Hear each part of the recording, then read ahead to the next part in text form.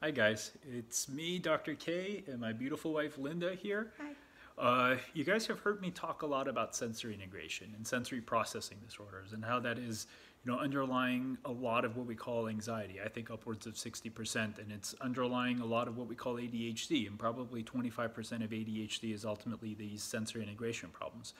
And I figure instead of me talking about it, this time I would have real life input from the person that sees it unfolding in our family because I'm doing it for myself. I'm actually doing the sensory integration with the folks at Neurofit Systems in Santa Monica, and it turns out that simultaneously our daughter is doing it with the folks at Child Success Center. And I have no attachment to these people. I'm not advertising them because of a kickback or anything like that. These are just the folks we're using. So I would love my wife to share with you what changes she's seen in our daughter and how she sees this sensory integration work impacting her and her ability to function in life and the things. What was she doing before and where is she now? Well, she's 4 now, and in the past, she was super sensitive to loud noises, sudden noises, like balloons popping and stuff, big birthday parties, like lots of balloons. Freak Some kids get so happy, some kids get so excited. out. She's more like spent the first, I don't know, 2 hours in the corner, and then, the last 20, 30 minutes she'd sort of come play and all that stuff. But yeah, before what else did she have? Like loud Oh, noises? loud noises. So birthday parties, especially when they would start singing Yeah. happy birthday, including her own, she would freak Yeah. out and like literally come cling to us Yeah. as if like the end of the world was coming. Things that would like take her center of gravity out. So like swings, getting on big slides and stuff. Yeah, hated big slides, hated swings, anything that would cause her to feel a loss of balance. So scootering, she would absolutely hate. Forget about trying to get her on a bike.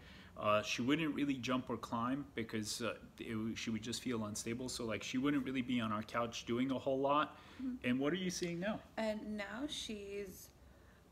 extreme loud noises startle her. Startles anybody, but she's climbing all over our furniture. She uses the back of this couch as a trapeze and a balance beam. She's all over the swing set. She's hanging upside down on the swings, relatively. She's so different. She's not crazy sensitive to small things Touch. getting in the way. Yeah, even like tell, this tell guy. me about last night. Tell me Even about like last this night. guy with, both he and she would be very sensitive to certain touch and stuff. She would cuddle, but only with me and just for like 2 minutes. And she's extremely cuddly now. She, I pet her and tickle her, and she doesn't even notice it.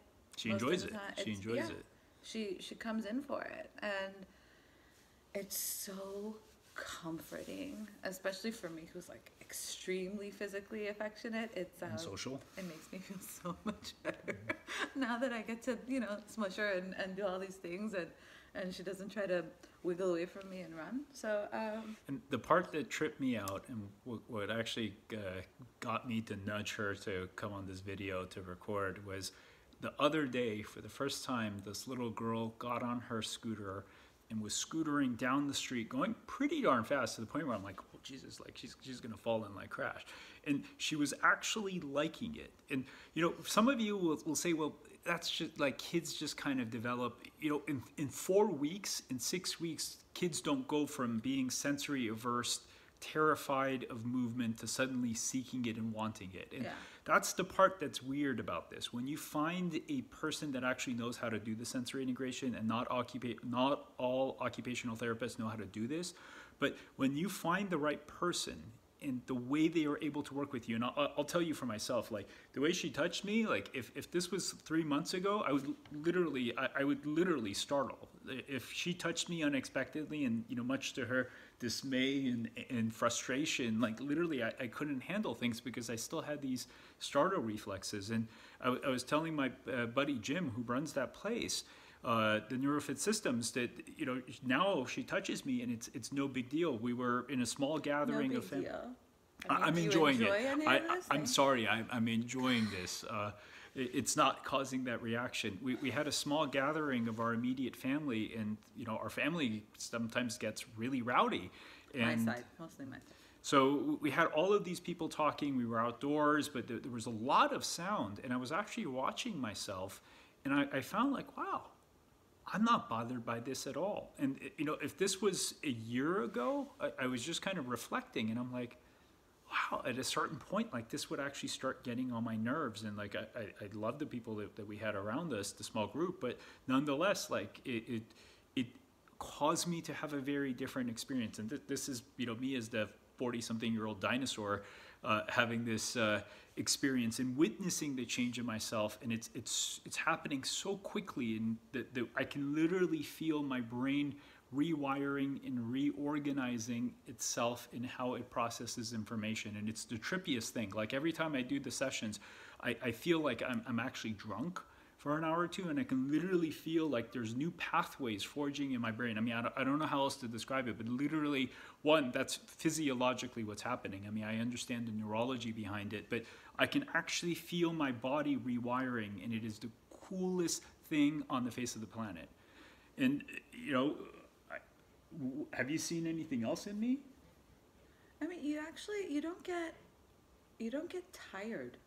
Before, I think you used to use so much energy trying to just kind of keep up to like maintain, that by the end of the night you're just like, I'm exhausted, my head hurts, this and that. You don't do that anymore. No, I've got a weird amount of energy.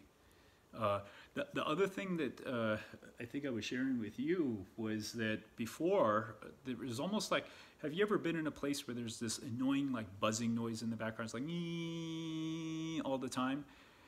In a way, that was my experience with anxiety. There was this buzzing baseline anxiety always humming in the background that was just normal to me. It's what I'd always known. And what is unusual is I found that buzzing noise is pretty much gone.